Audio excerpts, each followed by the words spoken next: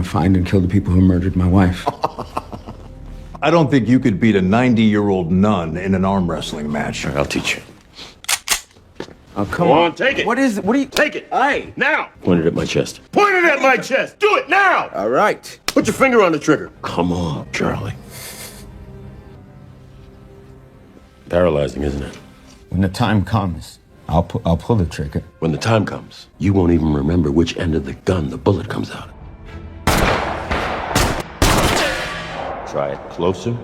Just a few rounds. Jesus, Mary and Joseph. Did we test your vision?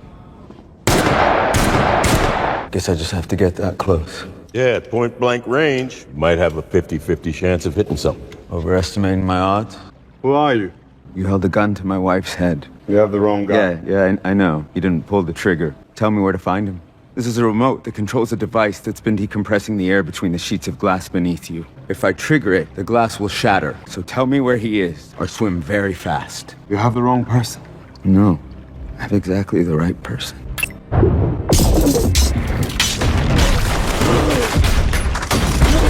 The movie opens with Charlie Heller in his garage, gathering parts to fix an old scrap plane his wife once gave him as a gift. His wife Sarah walks in and reminds him she'll soon be leaving for a business conference in London. She asks him to come inside and see her off. In the kitchen, Charlie makes her a cup of coffee, something she jokingly says she won't survive without during her trip. She invites him to travel with her, but he gently turns her down, explaining that he has work tasks he still needs to handle. When her ride arrives, Charlie walks her out, kisses her goodbye, and even jokingly runs after the car as it pulls away. Later, Charlie arrives at his workplace, CIA headquarters. After passing through security, he's greeted by a field agent known as the Bear, who asks if Charlie can help fix his computer during lunch, just like last time. Charlie agrees and heads into his department, Decryption and Analysis, where security scanners sweep over him as he enters. He sits down to work and soon receives a message from a mysterious informant he's been communicating with for years, known only by the codename Inquiline. Inquiline sends him a file, warning him to be extremely careful because it contains highly compromising information. Be careful with this data. It's highly compromising for your agency. How's the weather in Istanbul? Nice try. Just a matter of time. You think? It's been 5 years, Charlie, and you're still guessing. I'll get there. I like puzzles. Not as much as I like anonymity. If I had to guess, you're a 50-year-old Russian man living in Istanbul with an affinity for Reddit boards and Turkish coffee. Charlie attempts to open the file, but keeps running into error codes. During lunch, Charlie and his co-workers spot the Bear entering the cafeteria. The others tease Charlie about being best friends with the intimidating agent. How do you know him? Charlie brushes it off, saying they're just acquaintances, and that he only saved the Bear's life once. Back at his desk, Charlie tries again to crack the file. Sarah calls to let him know she arrived safely in London, and he admits he already knows because he's been tracking her flight. He promises to call her back once he finishes what he's working on. Still unable to access the file, Charlie takes his computer into a restricted room reserved for senior staff so he can use the supercomputer. After some effort, he finally breaks through, and what he finds horrifies him. The file contains top-secret evidence of drone strikes disguised as suicide bombings, covered up by news reports. The footage shows that at least 150 people were killed, including French Special Forces and Danish Marines. Even worse, the entire operation was planned and authorized by Chief Moore, Charlie's own boss. Shaken, Charlie leaves the restricted room and runs into his friend and co-worker, Carlos. He hints that he may have accessed something he shouldn't have. Carlos warns him to keep it quiet. That night, Charlie calls Sarah, but she doesn't pick up. He leaves a voicemail telling her he misses her and asking her to call him back. The next morning at the office, Charlie walks in to find Chief Moore standing in his workspace. Moore greets him warmly. He asks Charlie if he's watched the news lately. Charlie admits he hasn't found a reliable outlet yet. Moore then asks him to follow him to the director's office. Inside, Moore introduces him to Director O'Brien, the newly appointed CIA director. O'Brien solemnly reveals that there has been a terrorist attack in London, at the very hotel where Sarah was staying. Moore then delivers the devastating news. Charlie, I'm very sorry, Mr. Heller. What? your wife has been killed. No, she's at a conference. We should call her. Charlie, I'm Can very we call sorry her? to give you this. I have to call her. But Moore turns on the TV, showing live coverage of the incident. The reporter explains that 4 terrorists stormed the hotel, took 3 hostages, and killed 2 people, including an American woman. Charlie still clings to denial until Moore pulls up the hotel's security footage. The video confirms the unthinkable. Sarah was among the victims. Later that day, Carlos drives Charlie home. When they arrive, reporters crowd his neighborhood, trying to get a statement from him. Alone in the quiet house, Charlie is devastated, unable to process the loss. The next morning, Charlie confronts Chief Moore and Supervisor Caleb. He demands to know why there's no progress on the case, pointing out that London has nearly 1 million CCTV cameras. There's no way the terrorists vanished without a trace, especially since they drove into traffic. Caleb assures him the responsible parties will be held accountable, and Moore echoes this, urging Charlie to go home and rest. The following day, Charlie goes to the airport to receive Sarah's body and her belongings. Back home, he opens her luggage and finds a small gift bag she'd brought for him. Inside is a puzzle and a heartfelt message. The gesture breaks him, and he collapses in tears. Later that night, he searches online for information about the attack. He comes across videos on X, including one featuring Sarah, but he can't bring himself to watch it. Restless and unable to mourn quietly at home, Charlie returns to work. He sneaks into the restricted room again to use the supercomputers and begins investigating the attack on his own. He hacks into the hotel's CCTV system and retrieves the full timeline, from when the terrorists arrived to when they escaped. He compiles every detail and brings his findings to his superiors. According to the footage, the 4 terrorists stole a vehicle on the east side of the city, wiped it clean of prints and DNA, then entered the hotel through the service door. They had a scheduled meeting with an Indonesian company called Impact Investment. Something went wrong, and an argument broke out in the hallway. One of the terrorists shot the company's security officers. This triggered hotel staff to call the police. Cornered and desperate to escape, the terrorists rushed into a conference room and took hostages as leverage. Sarah was among them. Get down! No!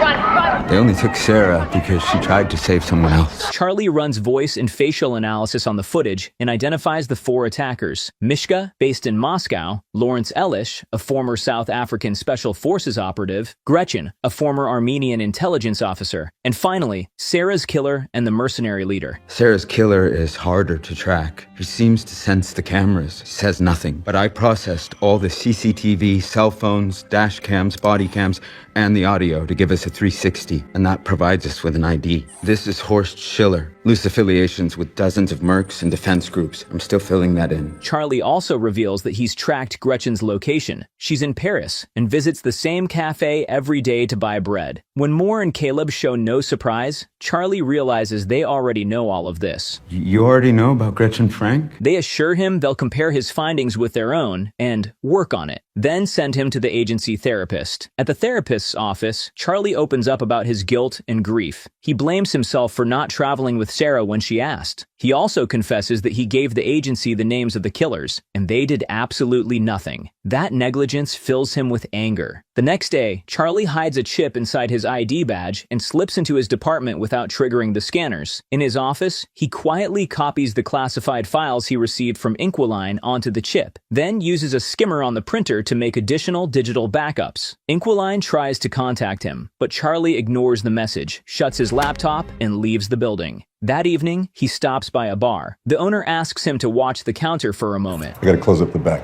I got you covered out here. And as Charlie waits, his eyes drift to the old jukebox glowing in the corner. The next morning, armed with evidence, Charlie confronts Chief Moore and Caleb again. He lays out Moore's entire history of unauthorized black ops, bombing a Syrian hospital, striking an Allied base in Yemen. The convoy? You targeted our allies. I count more than 1,000 casualties and over 400 civilian fatalities. It's only out of respect for your recent loss that I'm not throwing you out of this office. He reveals that he's activated a dead man switch. If he fails to enter a code every 5 hours, the files will automatically be sent to 2 major journalists, and within 24 hours, the entire collection will go public. Faced with this, Caleb asks what Charlie really wants. Charlie says he doesn't want them to eliminate the killers. He wants to do it himself. He demands full training, equipment, fake passports, weapons, cash, and everything necessary to hunt them down personally. Moore mocks him, joking that Charlie couldn't beat a 90-year-old nun in an arm wrestling match. But when they see he's serious, they reluctantly agree. After the confrontation, Charlie reaches his car and immediately vomits from the overwhelming stress. Back in Moore's office, Moore assumes Charlie is bluffing, but Caleb warns him not to risk it. They decide to comply for now. But once they locate the dead man's switch, or confirm he's lying, they'll get rid of him and claim it was a training accident. Moore then suggests bringing in one of their men, Henderson, to train Charlie. Charlie arrives at the CIA's training facility, where he meets Henderson.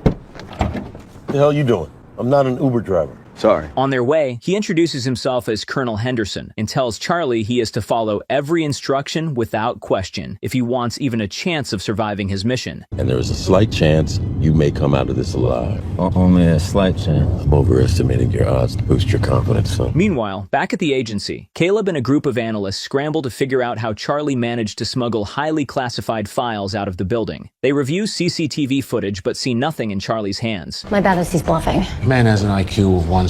Let's not assume. They tear apart his office but find nothing there either. One agent suggests he might have used a skimmer, a device that can secretly copy data. Another argues that their systems are too secure for that. A third agent interrupts, pointing out that skimmers can be used on printers. That means Charlie could have sent the files to a printer, rewritten its software, and used a magnetic strip to extract the data. Still, they can't figure out how he got the chip past the scanners. Checking CCTV again, they find footage of Charlie buying a magnetic strip. Chief Moore suggests he might have swallowed the chip, but the body scanners would have detected that too. Running out of ideas, Caleb orders a full search of Charlie's home, but that also turns up nothing. At the training facility, Charlie begins firearms training, and it goes disastrously. He can't aim properly no matter how hard he tries. Henderson brings Charlie closer to the target, but even then, Charlie can't hit it. Only at point-blank range does he finally land a shot. The next day, Charlie takes a class on creating improvised explosives, and this time, he excels. He assembles a homemade bomb with almost no assistance. I'll be damned. Looks like we finally found something you do well, Heller. Later, Henderson drills him relentlessly on his fake identity under extreme duress, then prepares multiple fake passports for him. Back at headquarters, Caleb and an agent notice on CCTV that Charlie visited a particular bar twice, one of those visits being the day he copied the files. The agent says they already searched the bar and found nothing. Caleb orders a second search. This time, an agent finds a CD hidden inside the jukebox.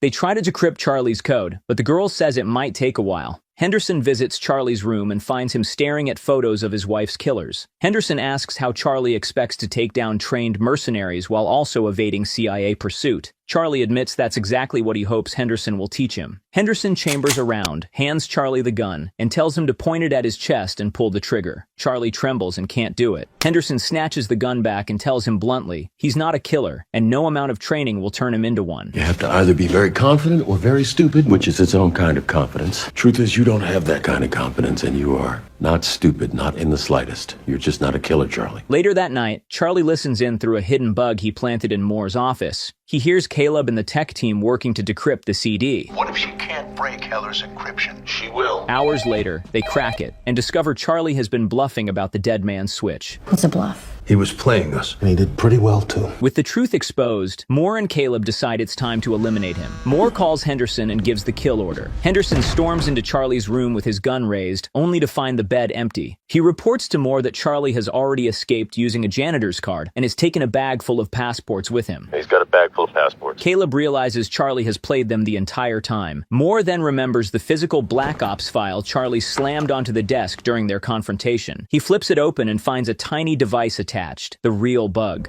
Mr. Heller. Bugging a CIA officer is treason. Charlie hears the message just as he boards a plane to London. Charlie arrives in London and quickly makes his way to Paris. At immigration, his fake identity checks out, and he passes through without suspicion. Back at the CIA, Caleb informs Moore that the system has flagged one of Charlie's forged passports. He entered London and is now heading to Paris. Caleb suggests alerting their liaison in Europe, but Moore shuts it down. He wants the matter kept internal and orders Caleb to contact Henderson instead. In Paris, Charlie checks into a hotel overlooking a small cafe cafe Gretchen frequents. From his window, he keeps watch until she finally appears. Before she leaves, Charlie hacks into her phone remotely and plants a tracker. That night, he follows the signal to her apartment. From across the street, he watches Gretchen and her boyfriend prepare to go out. Once they leave, Charlie sneaks inside and uses a YouTube tutorial to pick the lock. Inside, he snaps photos of her calendar and discovers a gun in a drawer. After a moment of hesitation, he pockets it. Just then, he hears voices downstairs. The couple has returned early. In a panic, Charlie slips out and rushes up the stairs. When Gretchen reaches her door, Charlie points the gun at her from the shadows, but freezes. He can't pull the trigger. Shaken, he flees back to his hotel, out of breath and terrified. In his room, reviewing the photo of Gretchen's calendar, he notices she has a hospital appointment the next day.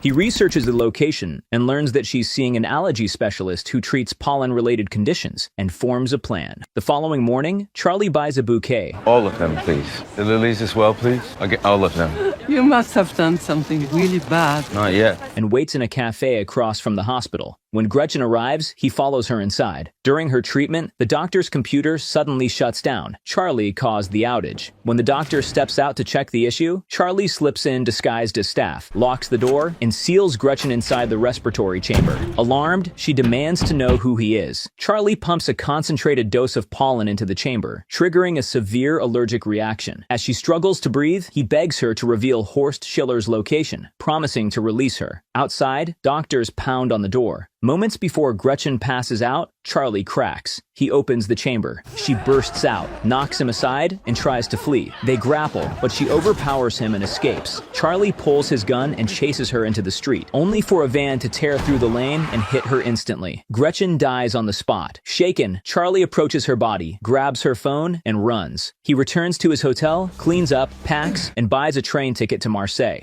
Meanwhile, at the CIA, Director O'Brien confronts Moore about Gretchen's death, especially since the French ambassador is demanding answers. French ambassador is asking. Wasn't us. Later that night, Charlie stumbles into a nightclub in Marseille. Drunk and guilt-ridden, he downs multiple shots until he suddenly spots Henderson pushing through the crowd toward him. Charlie bolts through the back exit, sprinting down the streets with Henderson in pursuit. He ducks into a small bar, but Henderson follows. Charlie rushes into the bathroom and locks the door, but there's nowhere to escape. After a few moments, he steps back out, ready to confront him. Charlie asks how Henderson tracked him down. Henderson reveals he took Gretchen's phone, and its location data led him straight there. He admits he didn't expect Charlie to survive this long, but his orders are clear. He has to kill him. Charlie replies that Henderson underestimated the one thing he's truly good at. He shows him a countdown timer. It hits 0, and a bomb explodes inside the bathroom. In the confusion, Charlie slips away into the night. Exhausted, he sleeps outdoors. The next morning, he texts Inquiline and begs for help. They send coded instructions. Following them, Charlie boards a cargo plane and lands in Istanbul, Turkey. There, they direct him to a small cafe where someone will hand him a book. Inside, he sends them a message, and at that moment, a middle-aged man's phone buzzes. Thinking the man is Inquiline, Charlie approaches, but a woman intercepts him. She hands him a book and quietly tells him he has the wrong person. She instructs him to check his phone and meet her outside. To his surprise, Inquiline is a woman, not the older man he imagined. Charlie tries to explain why he needs her help, but she already knows. It's unsafe to talk there, so she tells him to meet her at a garage in 30 minutes. When he arrives, he gets into her car and she drives off. On the way, she explains her story. Her late husband, once a KGB officer who later became a CIA asset, was the original Inquiline. According to official reports, he fell from a window 6 years ago, but that's the standard cover story for ex-KGB deaths. Before his death, he taught her everything: encryption, infiltration, survival. She still keeps loose contact with Charlie's CIA division, just in case she ever needs a favor. They arrive at her secluded home on the outskirts of the city, guarded only by roaming guinea fowls. It's better than any alarm system.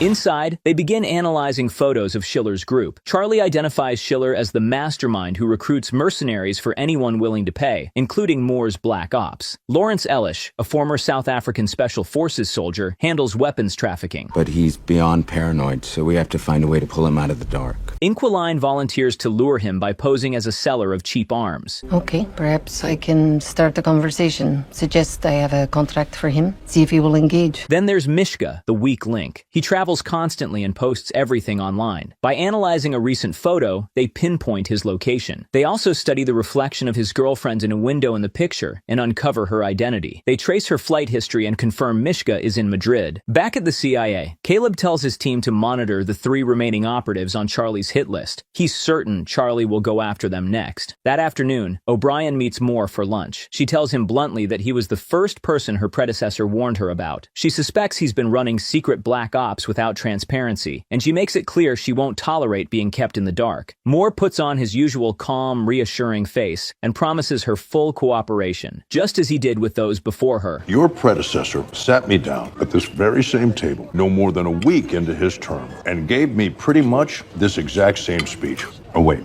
Maybe it was his predecessor. I can't remember. Anyway, I'll tell you what I told them. You have my full support. When O'Brien gets into her car, her assistant shows her new intel. Henderson has been spotted in Madrid. On whose orders? She learns Moore sent him, so she orders one of her own agents to shadow Henderson without Moore's knowledge. Let's get someone of our own in play. Meanwhile, Charlie and Inquiline successfully track Mishka to a hotel in Madrid. They tap into the hotel's security feed and watch him in real time. Charlie knows Moore's team is monitoring Mishka too, likely waiting for him to show up, but he insists on moving forward. He asks Inquiline to keep watch for Henderson. And keep an eye out for him. This is who they'll send. The next day, Charlie arrives at the hotel to observe Mishka's routine. He realizes Mishka likes to swim alone at night in the rooftop suspended pool. Charlie studies the pool's structure and glass enclosure carefully. Instead of simply shooting Mishka, he designs a far more controlled and brutal method. Meanwhile, Henderson closes in. He calls Moore, suggesting they spare Charlie. Not for me to say here, boss, but why bury him? Why not just roll him up? We're past that. Too big of a stench. Look, he practically invented half of our surveillance tech. Now I will find him. But you might have a bigger stench on your hands if he gives us the slip again. You won't let that happen. Charlie gathers supplies for his plan and builds a device designed to compromise the rooftop pool. By the next night, everything is ready.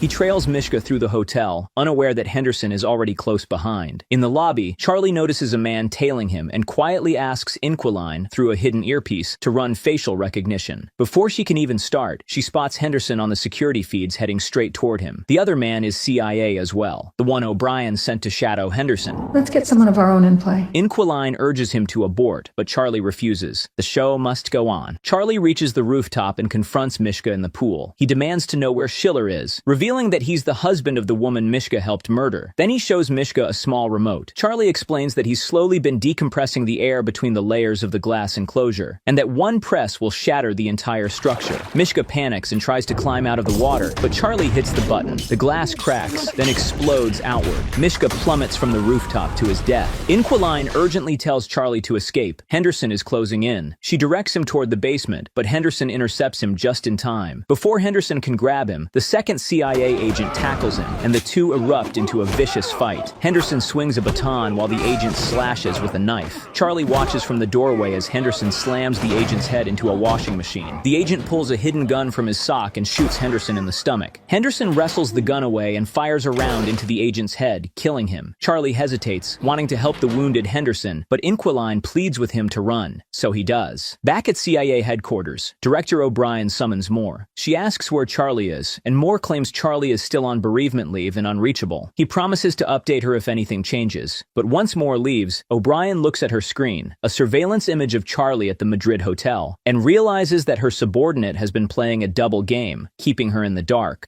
Elsewhere, Caleb and his team study the same photo. They realize Charlie wasn't acting alone. He was communicating with someone. Digging into the hacked hotel system and Charlie's encrypted chats, they identify his mysterious partner, a 50-year-old man codenamed Inquiline, based in Istanbul. Caleb orders the team to pinpoint his location. That afternoon, Charlie is outside feeding the guinea fowls when Inquiline joins him and gently asks how he's holding up. Charlie admits he handled this last mission better than the first. Inquiline quietly shares that after her husband died, she filled the silence with work, and she wonders if Charlie is doing the same. Meanwhile, at the CIA, Caleb and his team make a breakthrough. They discover the real Inquiline was a 50-year-old former Russian intelligence officer who later worked for the CIA, but has been dead for years. New intel from the Russians suggests his widow may be operating under his codename. Caleb immediately orders a direct line open to Russian intelligence in Istanbul. That night, Charlie is asleep on the couch when Inquiline approaches and admits she hasn't slept beside someone in a long time. He invites her to lie next to him, and she curls up against him. But as soon as the guinea fowls outside begin screeching, she bolts upright. She checks her CCTV feeds and sees Russian operatives silently infiltrating her property. She and Charlie escape through a hidden exit and sprint to her car. They speed away, but the Russians open fire. After several intense moments, the gunfire finally stops, and they think they've lost them, until a Russian patrol boat appears along the shoreline. A single precise shot hits Inquiline, killing her instantly. Shocked and devastated, Charlie drags her body into the passenger seat and drives off. At a quiet garage, he gives her a final kiss on the forehead and leaves her behind. While sitting at a small cafe, he receives a message from Laurence on Inquiline's phone, agreeing to buy the missiles she had pretended to be selling. Perhaps I can start the conversation. Suggest I have a contract for him. See if he will engage. Determined, Charlie buys a new phone and laptop and messages Elish a meeting point in Romania. He hitches a ride on a cargo truck heading there. Before Elish arrives at the meetup spot, Charlie scans his own face and hacks security systems across Europe, making random people appear as him on surveillance feeds, throwing Moore and the agents completely off his trail. Heller's in Berlin.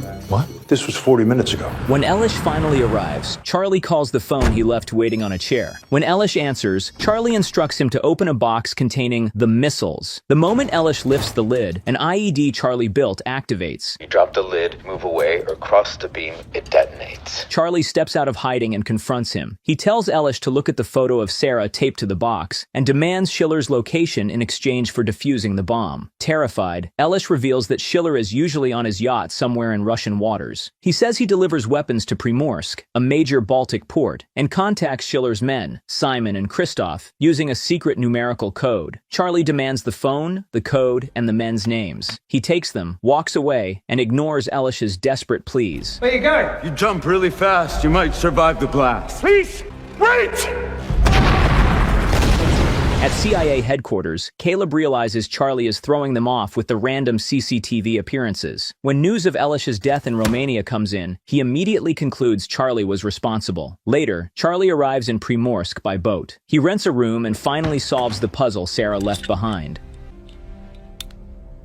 The next morning at the seaport, he spots a suspicious pickup truck. 3 men exit. Charlie sends the secret code to one of Elish's numbers, and one of the men instantly checks his phone. They're Schiller's crew. Charlie tails them and sees them loading bags onto a small boat. He snaps a photo of the vessel, then ducks into a nearby cafe, only to run into the bear. Confused, Charlie asks if he's there to kill him, but the bear calmly says no. He admits Charlie has surprised him. You think they're gonna let you leave Russia? I mean, how does that even work? How do you leave here? The only way you leave here is in a box, but if you walk out of here right now, with me, I can help you. The bear insists no one sent him. He came on his own to save Charlie. What are you looking for? I don't know, my assassin. Your assassin. Yeah, what do you think? What does an assassin look like? I mean, it can't be anyone, huh? I mean, even a slight little nerdy fella likes to work on computers. But Charlie refuses, saying he can't quit until he finds the man who pulled the trigger. Home doesn't feel like home without Sarah. The bear understands, stands up, and walks away. That night, Charlie buys a smartwatch, tape, pliers, and other tools, then uses the boat's registration number to trace it back to Schiller's main yacht. The next morning, he approaches one of Schiller's men from the day before, casually asking about his partners, but the man eyes him suspiciously, shrugs him off, and walks away. That night, Charlie studies Schiller's usual sea routes and realizes the Gulf of Finland is close. The following morning, as he watches the 3 men load into their small boat again, one of them creeps up behind him and knocks him out, sending Sarah's puzzle falling from his hands. The men take Charlie to Schiller's yacht, and at last, he comes face to face with Horst Schiller himself. Schiller holds up a bomb, one Charlie planted earlier, and scoffs, saying he's insulted Charlie thought something so primitive could kill him. Charlie calmly tells him he knows all about the secret Black Ops missions Schiller carried out for Moore and Caleb, but that isn't why he's here. He reveals the real reason. Schiller murdered his wife Sarah, and he wants revenge. Schiller explains with chilling calm that Sarah's death wasn't personal, just necessary. Police were blocking their route, so he killed her to send a message. He even apologizes for it, claiming she died bravely. Then he shifts the conversation, asking why Charlie killed his men from a distance and in such brutal ways. Schiller smirks and says it's because Charlie can't take a life up close. You are not so different to me. Killing these people to find your way here to me. Has it made you feel better? I won't know till I've killed you. It was an instant. Your wife? No, it wasn't. That you tortured my colleagues, dropped a man 16 stories, suffocated a woman in a locked chamber. Your elaborate murders from a distance. And you know why? I do. Because it's hard to take a life up close. To prove it, he hands Charlie his loaded gun. Charlie grips the gun and raises it toward Schiller. Schiller actually believes he might do it, but Charlie lowers the weapon. He tells Schiller that killing him quickly would be too easy. He wants Schiller to feel the same powerless fear Sarah felt. Suddenly, the yacht lurches violently. Schiller demands to know what's happening. Charlie reveals that he has taken control of the yacht's navigation system, rerouting it straight into Finnish territorial waters and transmitting their coordinates to authorities. My watch, so I'm the transmitter. And you invited me in. I just needed you to talk as long as it took to get us here. Schiller calls his bluff, insisting the yacht system is CIA designed and unhackable, but Charlie just smiles. He is the one who built the encryption for the CIA. Moments later, Finnish Navy vessels and Interpol teams surround the vessel. Officers board, disarm the crew, and arrest everyone. Charlie Heller. Except Charlie, the anonymous whistleblower who tipped them off. The next day, Director O'Brien addresses a massive press conference. News has broken about the illegal drone strikes disguised as suicide bombings and years of unauthorized black ops missions. High-ranking officials, including Moore and Caleb, have been arrested. O'Brien vows full transparency going forward. When reporters ask about the whistleblower, she confirms they're safe and still with the agency. Later, Charlie visits Sarah's grave and gently places flowers there. After his shift that evening, he's surprised to find Henderson sitting in his car. Who's the Uber driver now? Henderson tells him he's proud of him, that Charlie took action when no one else would. Everything you taught me. No. What you've done, what you've become, can't teach that. He promises they'll see each other again, then quietly walks away. In the final scene, Charlie enters his garage. His Cessna plane, the one Sarah gifted him, has finally been repaired. He climbs inside, starts the engine, and takes the aircraft into the sky, flying freely at last.